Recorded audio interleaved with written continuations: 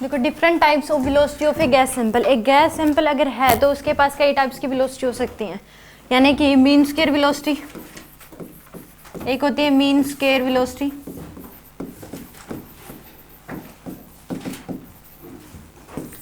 एक होती है रूट मीन स्क्वायर वेलोसिटी,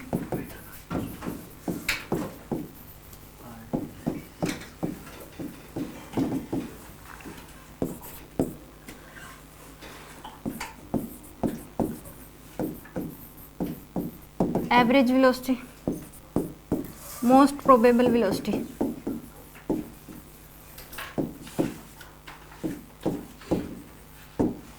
चार टाइप की वेलोसिटी होती है गैस सैंपल के पास। मान लो कि आपको एक गैस सैंपल दे दिया, उसमें नंबर ऑफ मॉलिक्यूल्स है, मान लो आपको नंबर ऑफ मॉलिक्यूल्स दे दिए 7, इसकी वेलोसिटी मान लो 2 मीटर पर सेकेंड, इसकी दे दी आपको 4 मीटर पर सेकेंड, इसकी दे दी आपको 3 मीटर पर सेकेंड, इसकी दे दी 2, इसकी दे दी 6 और इसकी दे दी आपको 5। ठीक है, तो इस केस में ये बोल दे कि इसकी मीन स्क्वायर वेलोसिटी बताओ। हर एक मॉलिक्यूल्स के पास अलग अलग स्पीड है, तो इसकी मीन स्क्वायर वेलोसिटी क्या होगी। तो क्या कर दो, इनको सबको ऐड करके डिवाइड बाय में क्या कर दो, जितने भी हैं ये 7 है, डिवाइड बाय में क्या आ जाएगा 7, यानी कि 6 मीन स्क्वायर वेलोसिटी। हाँ, 6 का स्क्वायर प्लस 2 का स्क्वायर प्लस 5 का स्क्वायर प्लस 2 का स्क्वायर प्लस 4 का स्क्वायर प्लस में 3 का स्क्वायर डिवाइड बाय में क्या कर दोगे 7। ये आ जाएगी आपके पास मीन स्क्वायर वेलोसिटी, यानी कि एक गैस सैंपल है, उनके हर एक मॉलिक्यूल के पास अलग अलग टाइप की स्पीड है। सेम भी हो सकती है कि किसी के पास 2 मॉलिक्यूल की सेम स्पीड है, या फिर हर एक की क्या हो सकती है, अलग अलग भी हो सकती है। तो मीन स्क्वायर वेलोसिटी क्या होगी कि जितनी वेलोसिटी है उन सभी का क्या कर दो, स्क्वायर कर दो, और जितने नंबर ऑफ मॉलिक्यूल्स है डिवाइड बाय में वो कर दो सम। रूट मीन स्क्वायर वेलोसिटी क्या होगी, जो ये आपने मीन स्क्वायर वेलोसिटी निकाली है इसी को क्या कर दो, आप रूट कर दो, यानी कि मीन स्क्वायर वेलोसिटी क्या आ जाएगी आपके पास। सेकंड अगर देखोगे तो रूट मीन स्क्वायर वेलोसिटी या देखिए अंडर रूट 6 का स्क्वायर प्लस 2 का स्क्वायर प्लस 2 का स्क्वायर प्लस 3 का स्क्वायर प्लस 4 का स्क्वायर प्लस 5 का स्क्वायर डिवाइड बाय में 7, और पूरे के ऊपर अंडर रूट होगा। ठीक है, एवरेज वेलोसिटी क्या हो जाएगी, सबका क्या कर दो सम डिवाइड बाय में 7, यानी कि एवरेज वेलोसिटी जो आएगी third velocity of average velocity वो आ जाएगी आपके पास 2 + 2 + 3 + 4 + 5 + 6 डिवाइड बाय में 7। एक होती है most probable velocity. Most probable velocity क्या होगी कि जितने भी, क्या कह रहे हो,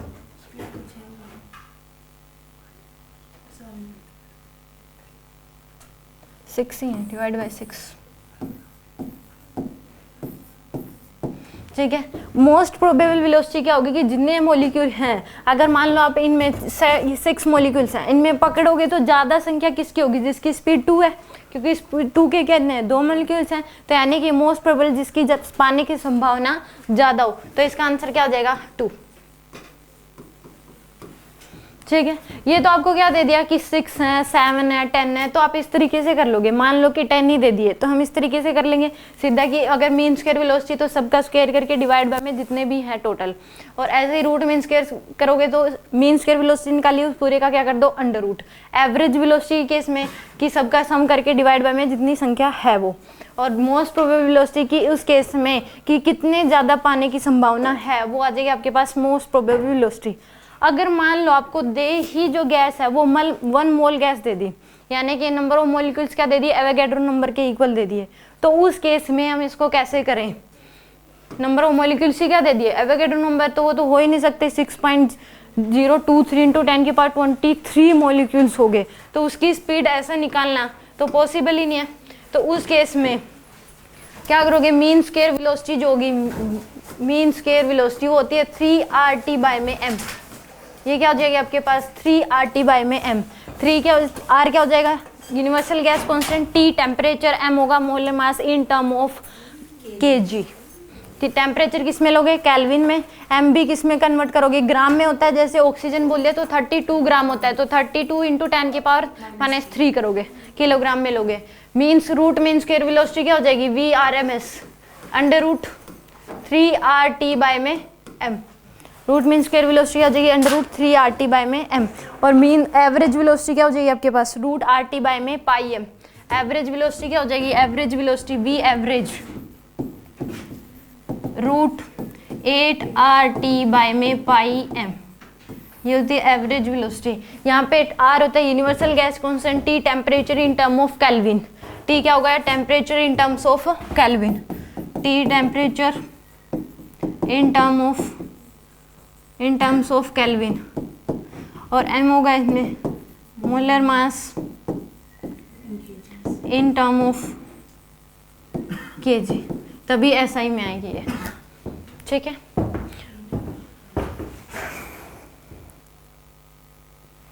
इसमें मोस्ट प्रोबेबल वेलोसिटी क्या हो जाएगी, root 2RT by m, most probable velocity VMP ये हो जाएगी अंडर रूट 2RT बाई में m, ठीक है। Root mean square velocity 3RT by m, sorry mean square velocity 3RT by m, root mean square velocity under root 3RT by m, most probable velocity क्या हो जाएगी under root 2RT by m, और average velocity हो जाएगी under root 8RT by में pi m,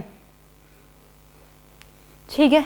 एक इसमें ratio पूछ लेता है रूट मीन स्क्वायर वेलोसिटी का, एवरेज वेलोसिटी का और मोस्ट प्रोबेबल वेलोसिटी का।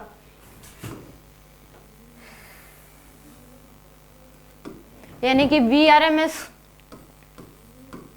रेशियो बताओ, एवरेज रेशियो, मोस्ट प्रोबेबल, इसका रेशियो पूछ लेता है। रूट VRMS क्या है, under root 3RT by m, ratio average क्या root 8RT by pi m, ratio under root 2RT by में m।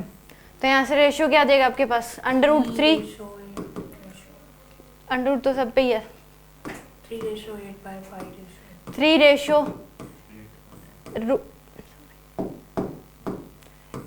पाई रेशियो 2, यह आ जाएगा आपके पास। इनको सोल्व कर दे तो कुछ रेशियो आता तो है, या फिर root 3 ratio root 8 by pi ratio root 2, ये भी लिख सकते हो इस केस में, ठीक है। क्या लिख, ये भी रेशियो कई बार दे देता है, root 3 ratio root 8 by pi ratio root 2। इनको सोल्व करने पे कुछ वैल्यू आती है, रूट 3 की तो वैल्यू 1.73 हो जाएगी, इसमें रूट 8 बाई पाई की वैल्यू क्या हो जाएगी आपके पास, यानी कि 3 की वैल्यू तो क्या हो जाएगी, रूट 3 की वैल्यू 1, क्योंकि इस तरीके से देता है 1.73,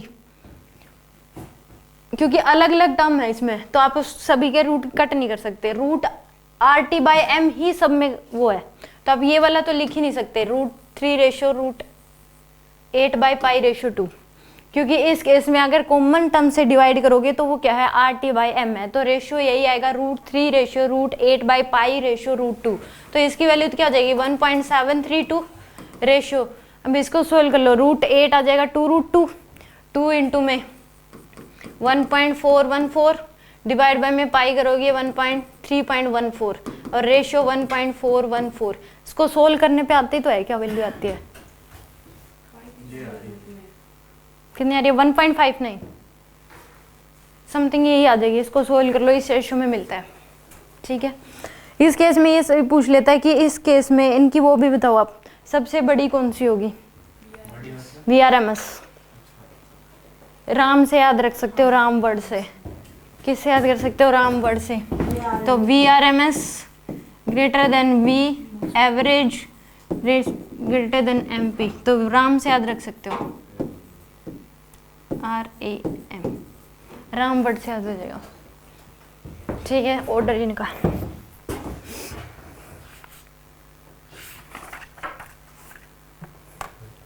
ठीक है, ये पूछ लेता डायरेक्ट, इनमें रेशियो दे देगा कि अलग अलग दे दी, मान लो ऑक्सीजन दे दिया और नाइट्रोजन दे दिया, तो उस केस में पूछ लिया रूट मीन स्क्वायर वेलोसिटी का रेशियो बताओ क्या होगा, तो उस केस में ऑक्सीजन के यहाँ पे क्या पुट कर दोगे 32 इंटू 10 के पावर -3, और क्या बोल दिया नाइट्रोजन बोल दिया तो 28 इंटू 10 के पावर -3, बाकी चीजें क्या है कॉमन है, तो रेशियो पूछ लेता, 3 दे दिया तो उसमें रेशियो पूछ लेगा, या फिर ये क्वेश्चन डायरेक्ट आ चुका है कि इस केस में root mean square velocity, average velocity और मोस्ट प्रोबेबल वेलोसिटी का रेशियो बताओ क्या होगा, तो वो सीधा आ जाएगा root 3 ratio root 8 by pi ratio root 2, ठीक है। यानी कि 1.732, ये 1.59 आएगी और ये 1.414 समथिंग, ये 1.59 ही आ जाएगी, तो सबसे ज़्यादा ये, फिर ये, फिर ये, ठीक है।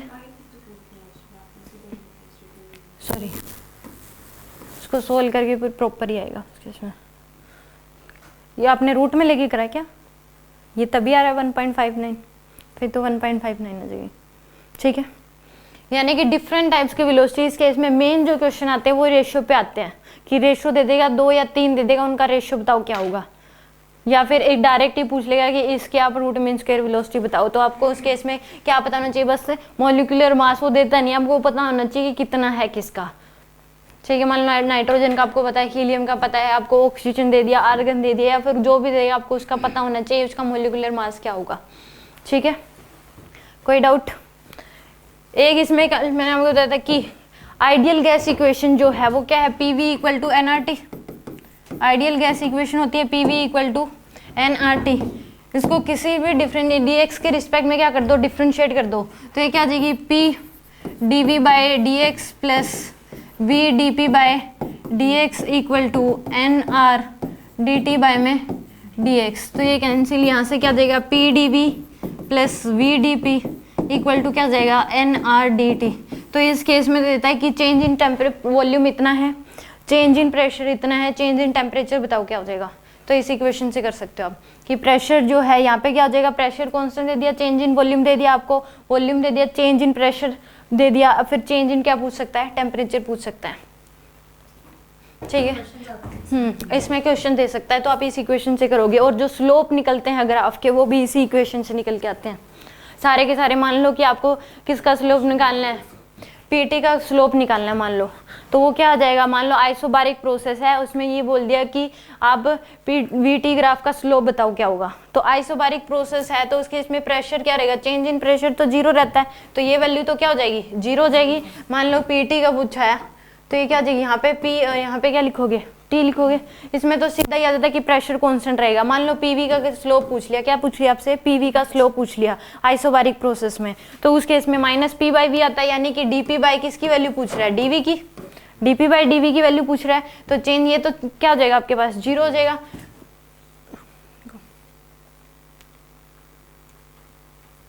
तो यहाँ से डीपी बाई स्लोप वैसी आएगी ना, प्रेशर कांस्टेंट है तो स्लोप 0 हो जाएगी।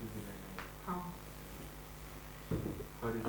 इसमें आप उसका देख लो फिर किसका?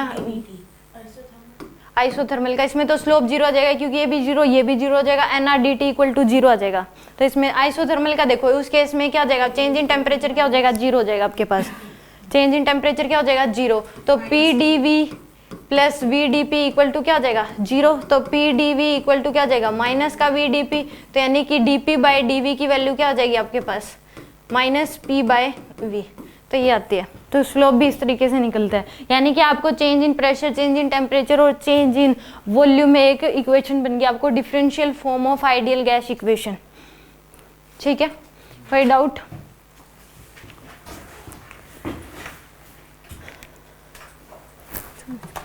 इसमें नेक्स्ट देखो आप, मैक्सवेल प्रेशर दे दिया। मान लो प्रेशर इतना था पहले, वॉल्यूम जो है प्रेशर, वॉल्यूम और टेम्परेचर।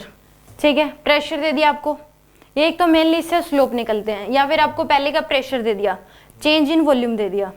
ठीक है, तो वहां पे पुट कर दिया, प्रेशर इतना था, चेंज इन वॉल्यूम दे दिया आपको, इतना चेंज आया वॉल्यूम में। दूसरा आपको वॉल्यूम दे दिया, चेंज इन प्रेशर दे दिया आपको, चेंज इन प्रेशर उस केस में दे दिया कि जनरल कोई भी इक्वेशन दे दिया कि प्रेशर पहले मान लो कि 10 एटमॉस्फेयर था, चेंज इन वॉल्यूम इतना हुआ, वॉल्यूम इतना था, चेंज इन प्रेशर इतना हुआ। अब उसी थर्मोडायनेमिक प्रोसेस में चेंज इन टेम्परेचर बताओ क्या हुआ होगा। कोई जनरल आपको प्रोसेस दे दिया उस केस में, तो आपको प्रेशर भी दे दिया, उसमें चेंज कितना है वो भी दे दिया, बाद में क्या हुआ वो नहीं दिया, चेंज दे दिया कि पहले इतना था, बाद में जो हुआ उसका चेंज दे दिया। और उस केस में क्या पूछ लिया? वॉल्यूम दे दिया, प्रेशर में कितना चेंज हुआ वो दे दिया आपको, और चेंज इन टेम्परेचर पूछ लिया कि उस प्रोसेस में चेंज इन टेम्परेचर क्या होगा। जनरली रेयर क्वेश्चन है कि आ जाए तो आ जाए। ठीक है, और बाकी प्रोसेस में यूज होते हैं कि जो डेरिवेशन भी होती है वो इनसे होती है, स्लोप भी जो निकलते हैं इस इक्वेशन से निकलते हैं सबके। ठीक है, अब देखो Maxwell law of equipartition of energy. Maxwell's law of equipartition of energy.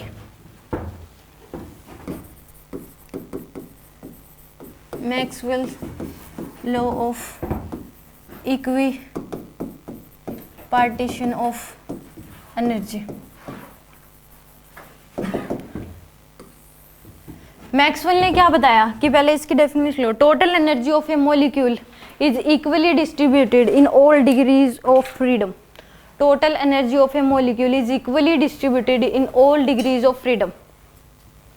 Total energy of A molecule is equally distributed in all degrees of freedom.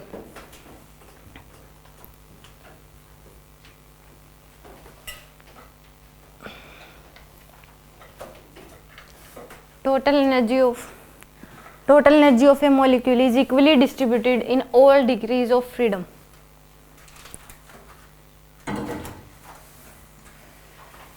यानी कि इसका मतलब क्या है? Total energy of A molecule is equally distributed in all degrees of freedom. इसका क्या मतलब है कि मान लो उसने कहा कि एक मोनोएटॉमिक गैस का एक मॉलिक्यूल है, उसकी जो टोटल एनर्जी है वो 15 जूल है। टोटल एनर्जी कितनी है उसकी? 15 जूल। तो मोनोएटॉमिक तो डिग्री ऑफ फ्रीडम कितनी होगी? 3। तो हर एक डिग्री ऑफ फ्रीडम के कोरस्पॉन्डिंग जो एनर्जी होगी वो कितनी हो जाएगी? 5 जूल। यानी कि अगर एक मॉलिक्यूल है उसकी जो टोटल एनर्जी होगी वो हर एक डिग्री ऑफ फ्रीडम के कोरस्पॉन्डिंग इक्वली डिस्ट्रीब्यूटेड होगी। मान लो कि डायटोमिक दे दी, डायटोमिक गैस का एक मॉलिक्यूल है, उसकी टोटल एनर्जी जो वो 50 जूल है, तो उसके हर एक डिग्री ऑफ फ्रीडम के कोरस्पॉन्डिंग कितनी होगी? 10 होगी। या फिर ये बोल दिया कि मोनोएटॉमिक गैस है, उसके एक डिग्री ऑफ फ्रीडम के कोरस्पॉन्डिंग जो एनर्जी है वो 6 जूल है, तो टोटल एनर्जी बताओ क्या हो जाएगी? तो 6 इंटू में 3 18 जूल हो जाएगी। यानी कि इसने मैक्सवेल ने बताया कि जितनी भी डिग्री ऑफ मॉलिक्यूल के जितनी डिग्री ऑफ फ्रीडम हैं उसकी में हर इक्वली एनर्जी क्या होगी? इक्वल डिवाइड होगी। बट ये नहीं बता पाया, उसने इतना तो बता दिया कि इक्वली डिवाइड होगी, बस इतना बताया, बट ये नहीं बता पाया कि हम उसको फाइंड आउट कैसे करें, वो कितनी होगी। आपको दे दिया कि मान लो जनरली मैंने दी एनर्जी, तो आपने इक्वली डिस्ट्रीब्यूट कर दिया, हम फाइंड आउट कैसे करें, हम कैसे निकालें कि हर एक डिग्री ऑफ फ्रीडम के कोरस्पॉन्डिंग मोनोएटॉमिक गैस तो दे दी, अब हर एक डिग्री ऑफ फ्रीडम की कोरस्पॉन्डिंग कितनी एनर्जी होगी। तो एक बोल्ट्जमैन नाम का साइंटिस्ट आया, उसने बताया कि हमें एक गैस का बस टेम्परेचर पता होना चाहिए कि वो कौन सी गैस है, यानी कि उसका टेम्परेचर पता होना चाहिए, तो हम हर एक मॉलिक्यूल जो है उसकी एक डिग्री ऑफ फ्रीडम की कोरस्पॉन्डिंग एनर्जी बता सकते हैं, और वो टेम्परेचर पे डिपेंड करेगी। तो यानी कि बोल्ट्जमैन नाम के साइंटिस्ट ने क्या बताया? इसने बताया कि जो एनर्जी होगी वो हर एक energy of 1 degree of freedom में कोई मॉलिक्यूल वो होगी हाफ kT के इक्वल। किसके इक्वल हो जाएगी? वो हाफ kT के, यहाँ पे बोल्ट्जमैन कांस्टेंट होता है, T टेम्परेचर होगा, तो 1 डिग्री ऑफ फ्रीडम के कोरस्पॉन्डिंग जो एनर्जी होगी वो कितनी हो जाएगी? हाफ kT होगी। ठीक है, energy of 1 degree of freedom of A molecule, energy of 1 degree of freedom of A molecule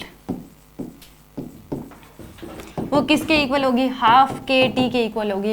1 degree of freedom के एक मॉलिक्यूल के 1 डिग्री ऑफ फ्रीडम के कोरस्पॉन्डिंग जो एनर्जी होगी वो कितनी होगी? हाफ kT के इक्वल।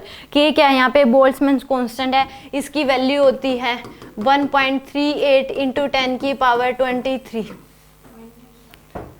माइनस 23, 1.38 इंटू 10 की पावर माइनस 23, ये इसकी वैल्यू होती है बोल्ट्जमैन कांस्टेंट की, के की वैल्यू होती है। तो मान लो कि मोनोएटॉमिक गैस है, तो एनर्जी क्या हो जाएगी? Energy of 3 degree of freedom of A molecule वो कितनी हो जाएगी आपके पास? 3/2 kT।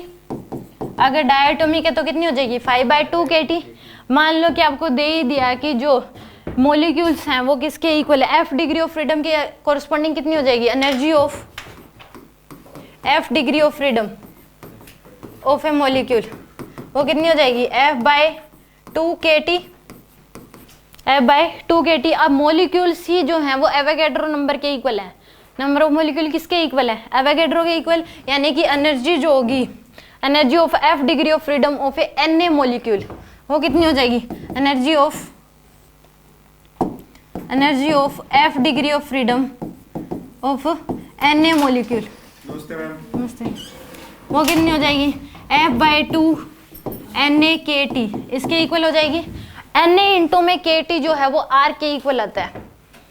Na इंटू kT किसके इक्वल आएगा? R के इक्वल। N की वैल्यू होती है 6.023 इंटू 10 की पावर 23, और इसकी कितनी है? 1.38 इंटू 10 की पावर माइनस 23। मल्टीप्लाई करोगे तो इसकी वैल्यू 8.31 निकल के आती है। N A और K को मल्टीप्लाई करोगे तो वो किसके इक्वल आ जाएगा? R के इक्वल। तो इसी को क्या लिख सकते हो? F/2 RT। क्या चाहिए F/2RT। R को कहीं पे भी रिप्लेस कर सकते हो आप Na × K से, तो किसके इक्वल आ जाएगी F/2RT। अब n मोल गैस है, क्या है n मोल गैस है, degree of freedom F degree of freedom, energy of F degree of freedom of n mole gas, तो कितनी आ जाएगी F/2nRT। यहाँ से ही निकल के आता है इंटरनल एनर्जी का फॉर्मूला। यही होती है गैस सैंपल की टोटल एनर्जी, यानी कि internal energy of A gas sample. n mole gas है तो उसकी जो टोटल एनर्जी होगी वो किसके इक्वल हो जाएगी F/2nRT। यहाँ से डिराइव होके आता है, बोल्ट्जमैन ने बताया था कि इंटरनल एनर्जी का फॉर्मूला जो आता है वो F/2nRT आता है। यानी कि मैक्सवेल ने तो ये बताया था कि एक मॉलिक्यूल जो है उसके जितने भी डिग्री ऑफ फ्रीडम है उसके हर एक डिग्री ऑफ फ्रीडम के कोरस्पॉन्डिंग एनर्जी इक्वली डिस्ट्रीब्यूट होगी, बट ये नहीं पता है कि कितनी होगी। तो इस केस में बोल्ट्जमैन नाम के साइंटिस्ट ने बताया कि energy of 1 degree of freedom के कोरस्पॉन्डिंग जो एनर्जी होगी एक मॉलिक्यूल के वो होगी ½ kT के इक्वल। और इस केस में अगर मान लो F डिग्री ऑफ फ्रीडम तो कितनी हो जाएगी F/2 kT, और मॉलिक्यूल जो है वो Na के इक्वल हैं तो कितनी आ जाएगी F/2 Na kT के इक्वल, और Na × K को R लिख सकते हैं, तो n मोल गैस के लिए कितनी हो जाएगी F/2 nRT। एक आपने क्वेश्चन भी था जो फर्स्ट DPP थी उसमें, कि मान लो कि एक ऑक्सीजन दे दिया आपको 1 मोल गैस और नाइट्रोजन दे दिया 2 मोल गैस, और उसमें ये पूछा था कि दोनों की एक मॉलिक्यूल की इंटरनल एनर्जी बताओ क्या होगी। ठीक है, एक फर्स्ट जो आपको मिली थी बुकलेट उसमें एक क्वेश्चन भी था कि ऑक्सीजन की तो 1 मोल है और दूसरी तरफ शायद नाइट्रोजन उसके 2 मोल है, हीलियम उसके कितने मोल है 2 मोल, और उसके हर ईच मॉलिक्यूल की ऑक्सीजन और हीलियम के ईच मॉलिक्यूल की इंटरनल एनर्जी बताओ जिसका रेशियो था 1:1, तो वो इससे ही निकल के आ जाएगा ½ kT। दोनों का टेम्परेचर से दे आप फर्स्ट बुक ले दो बताते हो।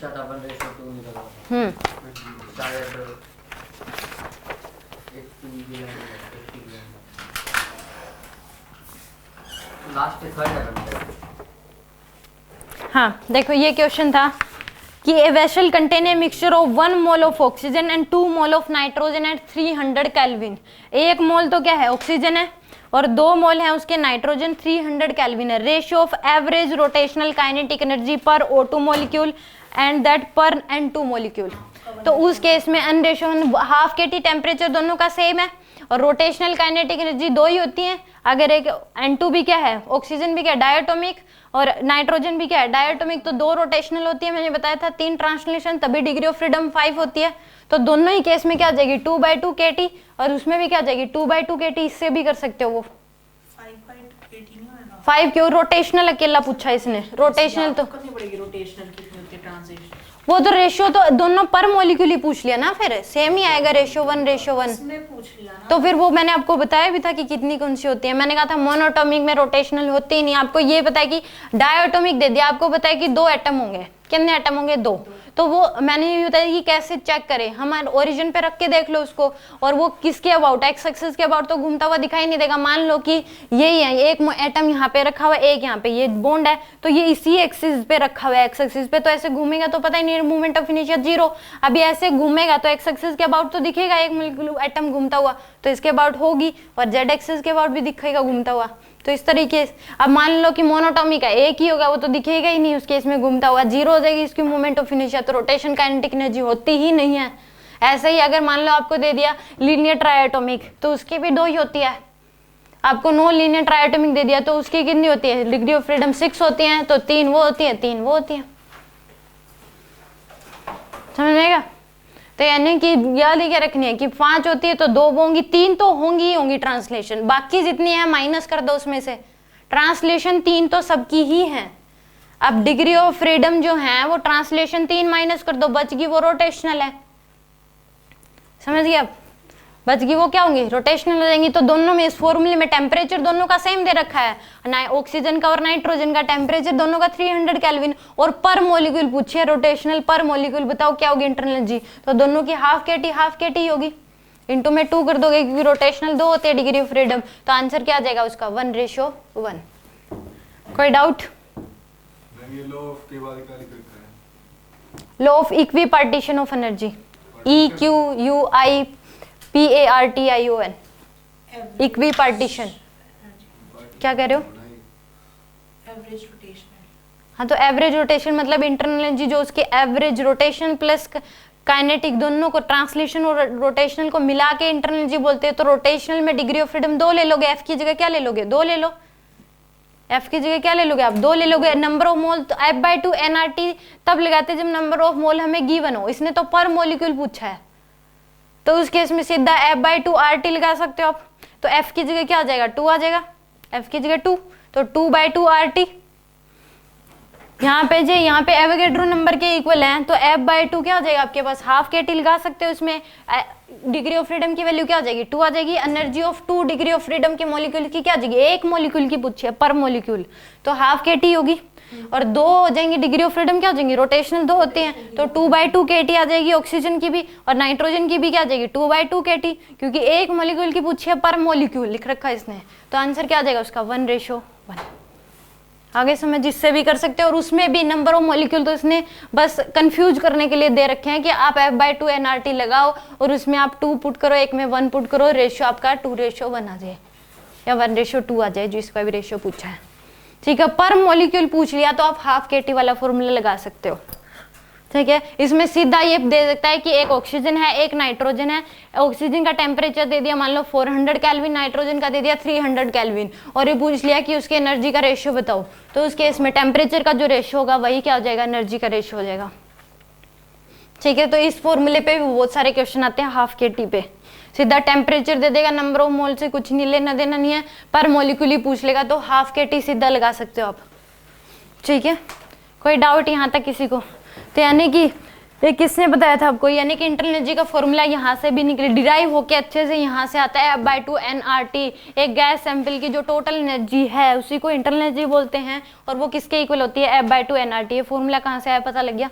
और ये किसने डिराइव किया था, बोल्ट्जमैन ने, और इसका बोल्ट्जमैन कांस्टेंट की वैल्यू क्या आ जाएगी, 1.38 × 10⁻⁻23। किसी को कोई डाउट? श्योर?